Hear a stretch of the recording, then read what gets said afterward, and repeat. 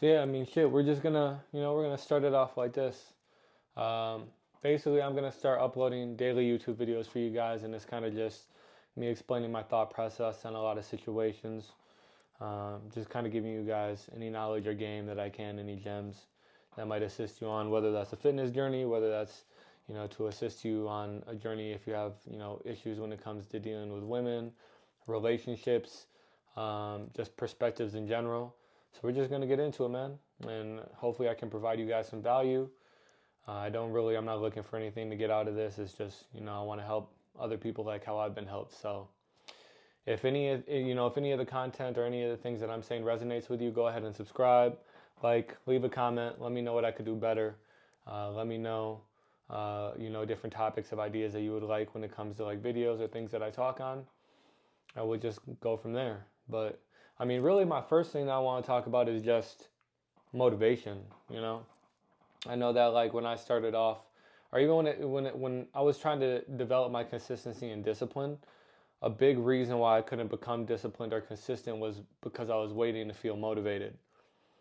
I would look at other people that had the results that I wanted, whether that was physical results, financial results, just positive mental habits. I would just look at these people that had the results that I wanted, and I would always be like, damn, like how do they get themselves to take action every single day? And I would look at myself because I would wake up and I wouldn't feel motivated a good portion of the time. I'd wake up and I'd feel sluggish. I'd feel, lethargic. I would just not want to fucking take action, man. And when I realized that majority of the people that have the results that you're looking for, whether they're in great shape, whether they have, the success, the cars, the riches, the girls, they don't feel motivated 90% of the time, or even like 90% of the time might be a high number out, but at least half of the time, you know, like people aren't waking up every day and they're like, okay, I want to work out every single day, or I want to train every day, or I want to study every day. Like, no, there's a lot of days that you're not going to want to take action. And if you can just accept that, you will set yourself so far ahead of so many people because you'll be able to get the fuck out of your own way. That was my problem. I couldn't get any results or I couldn't build momentum because I was constantly relying on my feelings, constantly trying to feel motivated, waiting to feel right, waiting to feel ready. And that's just not how life works, man. That's not how life works. There's going to be a lot of days that you don't want to do certain things. There's going to be a lot of days that you don't want to take action to get you one step closer to a goal that you have. And you have to just like wake up and look yourself in the fucking mirror and realize, okay, do I want to be a winner or do I want to be a loser? Right? Because winners, they're going to wake up and they're going to perform regardless of how they feel. The losers, the people that are losers, they're going to wake up and they're going to negotiate with their feelings. They're going to negotiate with their emotions and be like, do I feel good this day? Do I feel ready? No. Okay, I'm not going to take action. And what's going to happen is, because half of the time you'll feel good, half of the time you won't. If you only take action on the days you feel good, if you're competing against somebody that is taking action regardless of how they feel, you know what I'm saying? Like 300 days out of the year, 365 days out of the year, the person that's waking up and attacking their goals regardless of how they're feeling, they're getting one step closer every single day. Whereas you're taking one step forward, one step back, one step forward, one step back because you're relying on your emotions. So really at the end of the year, you're not going to get anywhere. You're just going to end up stagnant in the same place. Okay? So you have to make a very conscious decision, a very logical decision. You have to basically like accept like, okay, like a lot of the times I'm not going to feel good. I'm not going to feel motivated. But that's not the fucking point, especially if you're a man, all right? You have greater things and a greater sense of responsibility and duty, and you have to perform regardless of how you feel, especially if you have kids, if you have, a girlfriend, a wife, parents that are relying on you. Like, as a man, it is your sole responsibility to be a provider and a protector. And that's going to come with you doing a lot of things that are uncomfortable. It's going to come with you taking action on days that you don't want to. It doesn't matter if you're sick. It doesn't matter if you're sad. It doesn't matter if you're depressed. You need to wake up and you need to perform regardless because you have a village that is depending on you.